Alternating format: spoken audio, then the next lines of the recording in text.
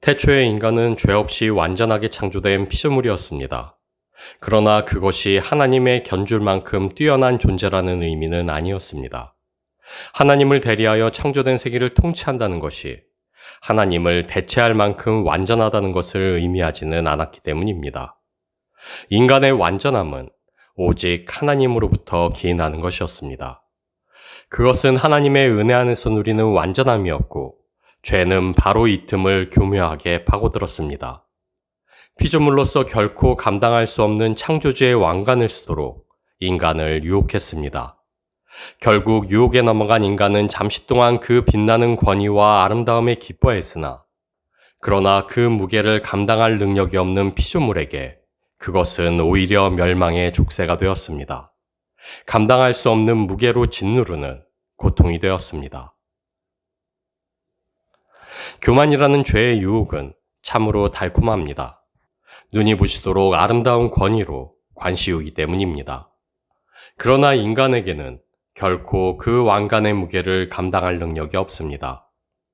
자신이 쓸 수도 감당할 수도 없는 창조주의 왕관에 짓눌려 스스로 탄식하며 죽어가던 우리였습니다. 그럼에도 하나님께서는 감당할 수 없는 무게에 짓눌려 멸망해 가던 우리를 포기하지 않으셨습니다. 그분의 구원을 시작하시기 위해 하나님께서는 아브라함을 선택하사 갈대아 우르에서 그를 불러내셨고, 아브라함 한 사람에게 주신 은혜의 약속은 마침내 한 백성을 이루는 구원의 열매로 이어졌습니다. 그리고 그분의 백성 삼으신 이스라엘과의 언약을 보증하시기 위해 하나님께서는 성막을 통해 그분과의 관계를 형상화하셨고, 율법을 통해 명문화하셨습니다. 그것은 성막과 율법 그 자체가 목적이 아닌 이스라엘과의 인격적인 관계를 위한 수단이자 보증이었습니다.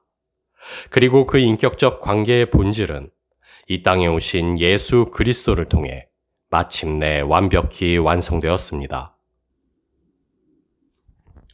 성막과 율법을 주신 하나님께서는 매일의 제식 속에서 이스라엘을 만나시고 그들을 받으셨습니다. 백성 삼으신 이스라엘이 율법을 지켜 행하는 삶을 통해 언약의 은혜 아래 거하게 하시고, 자신과의 인격적 관계 속에서 참된 교제의 복을 누리게 하셨습니다. 그리고 이제 그리스도 예수를 통하여 그분의 나라와 계명을 우리에게 주신 하나님께서는 그 계명을 따라 드려지는 우리의 삶의 예배를 통해 우리를 만나시고 받으십니다. 외형의 변화와 상관없이 그 본질은 여전합니다. 하나님이 지정하신 곳에서 하나님의 명령을 쫓아 드려지는 삶이 하나님과의 관계를 증명했듯, 오늘 우리와 하나님의 관계 역시 그분이 명하신 새 계명의 제단 위에 우리의 삶을 산 제물로 올려드릴 때 비로소 그 깊이와 진실함이 입증되기 때문입니다. 하나님과 우리의 인격적인 관계는 우리 삶의 순종으로 드려지는 예배를 통해 더욱 깊어지고 풍성히 증명됩니다. 우리가 과연 하나님과의 인격적인 관계 가운데 있는가에 대한 답은 신비스럽고 초월적인 신앙의 경험에 있는 것이 아닌 우리가 우리 삶을 올바른 제단 위에 올려드리고 있는가에 있습니다. 죄가 요구하는 정욕의 제단이나 사사로운 탐욕의 제단이 아닌 우리에게 주신 올바른 새 계명의 제단 위로 우리 자신을 올려드리고 그것을 하나님이 기뻐 받으실 때 우리는 비로소 하나님과의 인격적인 관계 가운데 있다 말할 수 있게 됩니다. 우리는 하나님과의 인격적인 관계라 하면 무언가 하나님으로부터의 특별한 징조와 기사를 기대하지만, 그러나 태초 이래로 지금까지 하나님께서는 우리를 향한 그분의 사랑을 그치신 적이 없습니다. 그분을 떠나 그분께 등 돌린 우리를 향한 그분의 열심을 멈추신 적이 없습니다. 그리고 마침내 우리가 아직 죄인 되었을 때에 그리스도께서 우리를 위하여 죽으심으로 하나님께서 우리에게 대한 자기의 사랑을 확증하기까지 하셨습니다. 그래서 사도 요한은 우리에게 우리가 사랑함은 그가 먼저 우리를 사랑하셨음이라 담대히 증언합니다. 하나님과 누리는 인격적 교제의 풍성함은 그 크신 사랑에 답하는 우리의 거룩한 반응을 통해 완성됩니다. 아무리 거룩한 성막과 제단이 있을지라도 기꺼이 그 제단으로 제물을 가지고 나아갈 때 하나님과의 관계가 성립되듯 우리를 향한 그분의 사랑을 알고 그 사랑 앞에 기꺼이 응답하여 나아갈 때 비로소 그분과의 참된 교제를 누리게 되기 때문입니다. 다시 말해 우리에게 주신 계명의 제단 위에 삶을 올려드리는 것은 하나님과 우리가 이미 인격적인 관계 가운데 있다는 사실을 보여주는 강력한 증거입니다. 왜냐하면 내가 너희를 사랑한 것 같이 너희도 서로 사랑하라는 명령은 하나님의 우리를 향한 그 사랑을 알지 못하고 마주하지 못하고 기꺼이 반응하지 않는 이라면 결코 지킬 수 없는 명령이기 때문입니다. 하나님의 뜻을 알고 지켜 행하는 것이 지혜요. 지혜가 맺는 열매가 바로 의라면 그 의로움을 가늠하시고 불의를 심판하시는 기준이 바로 하나님의 공의입니다. 여호와를 경외하는 것이 지혜의 근본이요. 거룩하신 이를 아는 것이 명철이기에 그래서 지혜는 언제나 그분의 계명을 지키는 것, 곧 그분의 뜻을 행함으로 나아갑니다. 그래서 하나님의 공의는 우리에게 지혜를 요구합니다. 그리고 그 아들을 통하여 우리에게 알게 하신 최고의 지혜가 바로 순종이요. 순종의 근거가 바로 믿음입니다. 그리고 우리의 믿음은 하나님이 누구이신지를 분명히 아는 것으로부터 그분이 사랑이심을 알고 하나님의 공의를 기대하는 것에서 시작됩니다. 마태복음 6장 19절에서 21절 말씀입니다. 너희를 위하여 보물을 땅에 쌓아두지 말라. 거기는 종과 동록이 해하며 도둑이 구멍을 뚫고 도둑질하느니라. 오직 너희를 위하여 보물을 하늘에 쌓아두라. 거기는 좀이나 동록이 해하지 못하며 도둑이 구멍을 뚫지도 못하고 도둑질도 못하느니라. 내 보물이 있는 그곳에 내 마음도 있느니라. 거룩한 제단 위에 드려지는 삶이란 사라질 이 땅의 보물이 아닌 영원한 하늘의 보물을 바라보는 삶입니다. 그리고 주께서 말씀하신 불의한 청지기의 비유는 바로 이 원리, 곧 지나쳐 사라질 세상의 재물로 하나님 나라의 영원한 가치를 바라본 한 인물의 지혜를 역설적으로 보여줍니다. 불의한 청지기가 칭찬받은 이유, 그것은 아이러니하게도 그의 행위가 하나님의 은혜와 섭리의 법칙에 부합했기 때문입니다. 불의한 청지기가 칭찬받은 이유는 그의 삶이 흠없고 온전해서가 아니었습니다. 자신에게 닥쳐올 심판을 깨닫고 불의한 재물로 남아 타인에게 자비를 베품으로 다가올 미래를 준비하는 지혜를 발휘했기 때문이요. 심은 대로 거두시는 하나님의 섭리를 잘 이해하고 있었기 때문이었습니다. 청지기는 주인의 재산을 빼돌려 사사로이 자신의 장래를 대비할 수도 있었습니다.